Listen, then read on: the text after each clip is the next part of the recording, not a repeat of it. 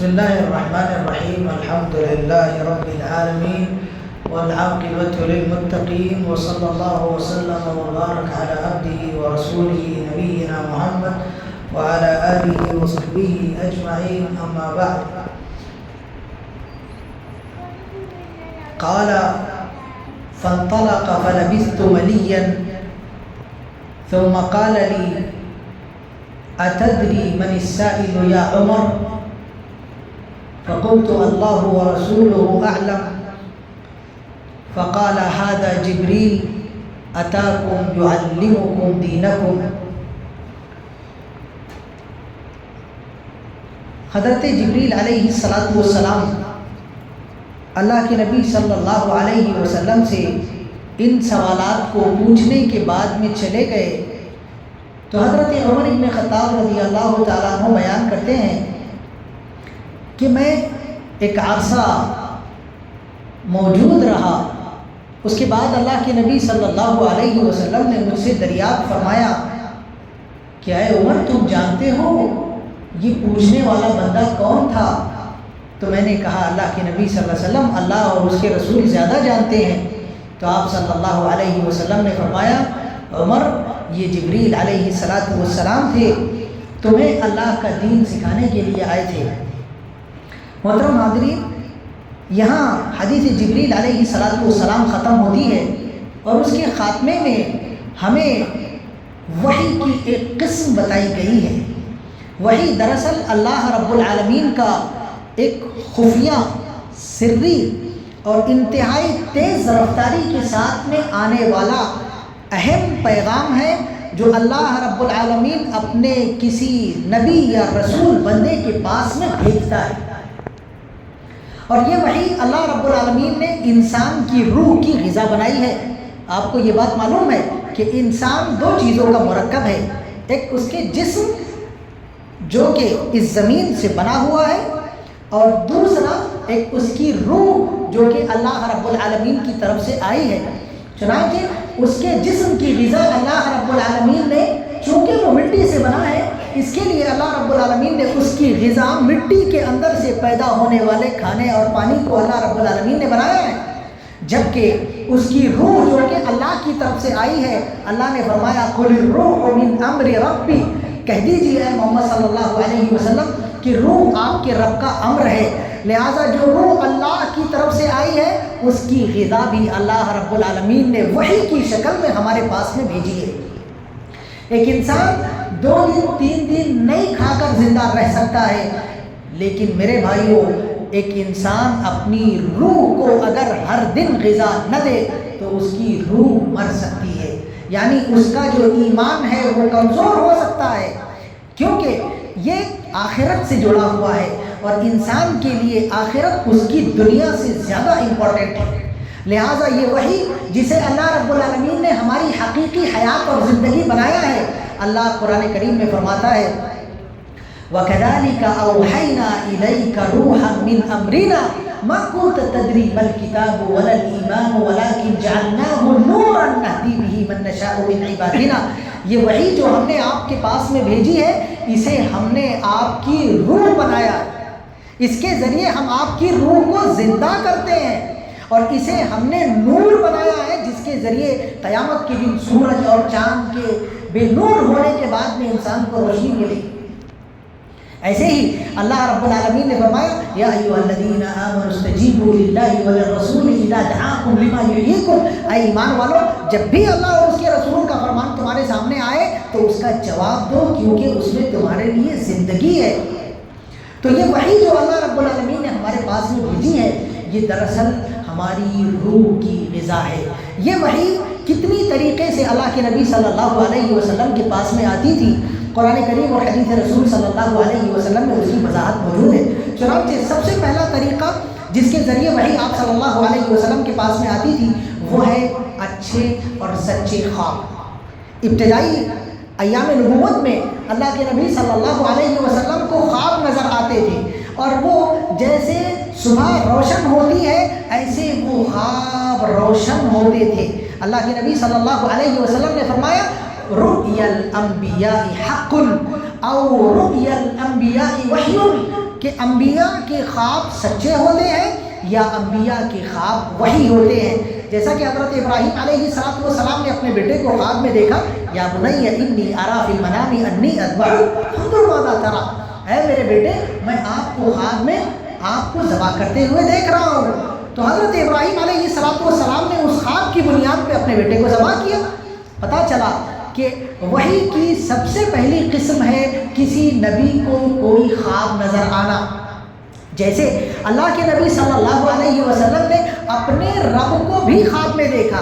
فقال اتانی ربی اللیلۃ باحسن صورت، آج میرا رب مجھے خواب میں بہترین نوجوان کی شکل میں آیا. پھر اللہ رب العالمین نے مجھ سے پوچھا بما یختصم الملأ الاعلی، وہ ملأ اعلیٰ فرشتے جو میرے پاس میں رہتے ہیں وہ کس سلسلے میں جھگڑا کر رہے ہیں؟ تو میں نے کہا اللہ مجھے نہیں معلوم. تو اللہ رب العالمین نے اپنے ہاتھ کو میری پیٹھ پر رکھا، اس کی ٹھنڈک کو میں نے اپنے سینے میں محسوس کیا، اور پھر میرے لیے دنیا اور جہان کی ساری چیزیں روشن ہو گئی. پھر میں نے دیکھا کہ وہ کس بات میں جھگڑا کر رہے ہیں. تو یہ بھی اللہ کے نبی صلی اللہ علیہ وسلم کو خواب کے ذریعے دکھائی جانے والی وحی تھی. یہ وحی کی پہلی قسم ہے. وحی کی دوسری قسم ہے کسی یعنی فرشتے جبریل علیہ السلام کا کسی وقت اللہ کے نبی صلی اللہ علیہ وسلم کے پاس میں آنا. اب حضرت جبریل علیہ السلام اللہ کے نبی صلی اللہ علیہ وسلم کے پاس میں دو شکلوں میں آتے تھے. یا تو کسی بشر کی شکل میں آتے تھے، جیسے حضرت دحیہ کلبی رضی اللہ عنہ کی شکل میں آتے تھے، یا حدیث جبریل میں جو ابھی ہماری چل رہی ہے اس حدیث جبریل میں اللہ کے نبی صلی اللہ علیہ وسلم ایک اجنبی انسان کی شکل میں آئے اور صحابہ کرام رضوان اللہ علیہ مجمعین کو اسلام کیا ہے، ایمان کیا ہے، احسان کیا ہے، قیامت کے سلسلے میں پوچھ کے، قیامت کی علامتوں کے سلسلے میں پوچھ کر حضرت جبریل علیہ السلام نے اللہ کی وحی کو پہنچایا. تو کبھی حضرت جبریل علیہ السلام کسی انسان کی شکل میں آتے، یہ ایک شکل ہوئی. دوسری شکل کبھی حضرت جبریل علیہ السلام خود اپنی اصلی شکل میں آتے، جیسا قرآن کریم میں اللہ رب العالمین نے فرمایا افتمارونہ علی ما یرا ولقد رآہ نزلۃ اخری عند سدرۃ المنتہی عندها جنۃ المأوی. اللہ رب العالمین نے حضرت جبریل علیہ السلام کو رسول اللہ صلی اللہ علیہ وسلم کے سامنے دو مرتبہ ان کی حقیقی شکل میں دکھوایا. ایک اس وقت جب کہ اللہ کے نبی صلی اللہ علیہ وسلم پر آنے والی وحی رک گئی تو آپ صلی اللہ علیہ وسلم پریشان ہو گئے، اور پریشان ہو کے محمد صلی اللہ علیہ وسلم پہاڑوں میں چلے گئے. وہاں پر آپ صلی اللہ علیہ وسلم نے دیکھا کہ حضرت جبریل علیہ السلام آسمان اور زمین کے بیچ میں ایک بڑے تخت کے اوپر اپنی اصلی شکل میں بیٹھے ہوئے ہیں. اتنے بڑے ہیں وہ کہ دونوں افق مشرق سے لے کے مغرب تک کے بیٹھے ہوئے، پورا افق گھیرے ہوئے، اتنے بڑے حضرت جبریل علیہ السلام. ایک اس وقت دیکھا، اور دوسرا جب اللہ کے نبی صلی اللہ علیہ وسلم کو معراج ہوئی تو آسمانوں میں سدرۃ المنتہی کے پاس میں اللہ کے نبی صلی اللہ علیہ وسلم نے حضرت جبریل علیہ السلام کو ان کی اصلی شکل میں دیکھا جبکہ ان کے ساتھ سو پر تھے. تو اب اس وقت حضرت جبریل علیہ السلام نے بھی اللہ کے نبی صلی اللہ علیہ وسلم سے بات کی، اور اس وقت جبکہ پہاڑ پر تھے تب بھی اللہ کے نبی صلی اللہ علیہ وسلم سے بات کی. تو یہ حضرت جبریل علیہ السلام کے نظر آنے کی دوسری شکل ہے. یہ وحی کی بھی دوسری شکل ہے. وحی کی تیسری شکل یہ کہ اللہ کے نبی صلی اللہ علیہ وسلم کے پاس میں جب وحی آتی تھی تو گھنٹی کے بجنے جیسی آواز آتی تھی. کیسی آواز آتی؟ گھنٹی کے بجنے کے جیسی. حضرت حارث رضی اللہ عنہ نے اللہ کے نبی صلی اللہ علیہ وسلم سے پوچھا یا رسول اللہ کیف یأتیک الوحی، اے اللہ کے نبی صلی اللہ علیہ وسلم آپ کے پاس میں وحی کیسے آتی ہے؟ تو آپ صلی اللہ علیہ وسلم نے فرمایا احیانا یأتینی مثل صلصلۃ الجرس، وہ میرے پاس میں ایسے آتی ہے جیسے کوئی گھنٹی بج رہی ہے. تو یہ وحی جو اللہ کے نبی صلی اللہ علیہ وسلم کے پاس میں گھنٹی کی شکل میں آتی تھی وہ اتنی ہارڈ ہوتی تھی کہ اللہ کے نبی صلی اللہ علیہ وسلم سخت سردی کے ایام میں پسینے میں شرابور ہو جاتے تھے، اور وہ اتنی ہارڈ اور بھاری ہوتی تھی کہ حضرت زید بن ثابت رضی اللہ عنہ کہتے ہیں ایک دن وہ گھنٹی کی آواز آنے لگی، اللہ کے نبی صلی اللہ علیہ وسلم نے اپنے سر کو جھکا لیا، آپ صلی اللہ علیہ وسلم کی ران میری ران پہ رکھی ہوئی تھی، مجھے ایسا محسوس ہونے لگا جیسے میرے پیر پر پہاڑ ڈال دیا گیا ہو اور ابھی میرا پیر ٹوٹ جائے گا. اتنی شدید ہوا کرتی تھی۔ اور ایک اور شکل یہ ہے کہ اللہ رب العالمین نبی صلی اللہ علیہ وسلم سے ڈائریکٹ بات کرے، بیچ میں کوئی نہ ہو، جیسے حضرت موسیٰ علیہ السلام سے اللہ رب العالمین نے ڈائریکٹ بات کی، وَكَلَّمَ اللَّهُ مُوسَىٰ تَكْلِيمًا۔ ایسے معراج میں اللہ رب العالمین نے ہمارے نبی محمد صلی اللہ علیہ وسلم سے ڈائریکٹ بات کی۔ یہ وحی کی 3 شکلیں ہوئی، اور ایک اور شکل ہے الہام کی شکل میں، یعنی نبی ایسے بیٹھے رہے اور اللہ رب العالمین دل میں بات ڈالے، اس کو الہام بولتے ہیں۔ جیسے ایک حدیث میں اللہ کے نبی صلی اللہ علیہ وسلم نے فرمایا ان الروح القدس نفث فی روحی الآن لأن نفسا منفوسة في الدنيا لن تموت حتى تستكمل رزقها وأجلها۔ ابھی میرے دل میں فرشتے جبریل نے یہ بات ڈالی کہ کوئی بھی انسان اس وقت تک مر نہیں سکتا جب تک کہ وہ اپنی رزق کا آخری لقمہ نہ کھا لے، اور جب تک کہ اس کی زندگی کا آخری سیکنڈ ختم نہ ہو جائے۔ لہذا اللہ سے مانگو، اللہ سے لو لگاؤ، اللہ کے علاوہ کسی سے لینے دینے کی توقع نہ رکھو۔